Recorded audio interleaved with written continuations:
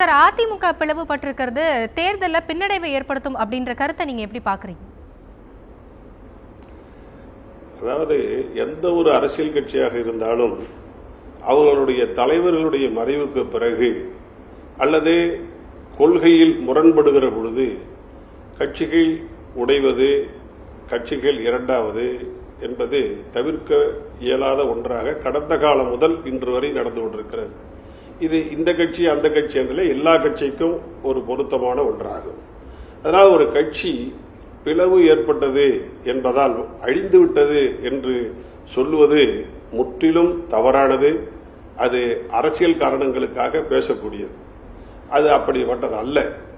அரசியல் கட்சி என்பது வளர்ந்து கொண்டே இருக்கிறது. அனைத்து இந்திய அண்ணா திராவிட முன்னேற்ற கழகம் 53வது ஆண்டிலே இன்றைக்கு அடியெடுத்து வைத்து பயணித்துக் கொண்டிருக்கிறது. புரட்சித் தலைவருக்கு பிறகு கழகம் இரண்டானது. அப்பொழுதும் புரட்சித் தலைவர் அம்மா அவர்கள் இந்த இயக்கத்தை வழிநடத்தி சிறப்பாக கொண்டு சென்று வரலாறு படைத்தார்கள்.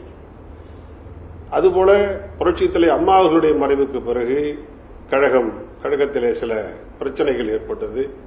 அதிலே இன்றைக்கு அண்ணன் எடப்பாடியார் அவர்கள் பொதுச் செயலாளராக, ஒரு எழுச்சி தலைவராக, ஒரு வெற்றி தலைவராக இன்றைக்கு வளர்ந்து வந்திருக்கிறார், சிறந்து வந்திருக்கிறார். 4 ஆண்டு காலம் சிறந்த ஆட்சியை தமிழகத்திலே தந்திருக்கிறார். இவையெல்லாம் புரட்சித் தலைவி அம்மா அவர்களிடத்திலே நாங்கள் கற்ற பாடம், அவர்கள் தந்த பயிற்சி.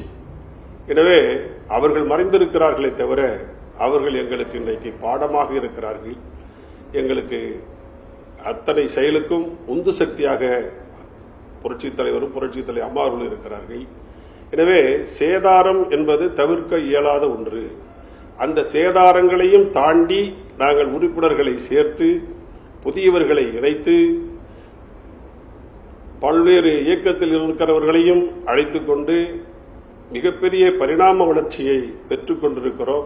எனவே இந்த பிளவு என்பதோ அல்லது சேதாரம் என்பதோ அனைத்து இந்திய அண்ணா திராவிட முன்னேற்ற கழகத்திற்கு, புரட்சித் தலைவர் கண்ட இயக்கத்திற்கு, புரட்சித் தலைவர் அம்மாவர்களால் வளர்க்கப்பட்டு உருவாக்கப்பட்ட இந்த இயக்கத்திற்கு எடப்பாடியார் தலைமையேற்றிருக்கிற இந்த நேரத்தில் பின்னடைவு என்கிற வார்த்தைக்கே இடமில்லை என்பது என்னுடைய ஆழமான கருத்தாகும்.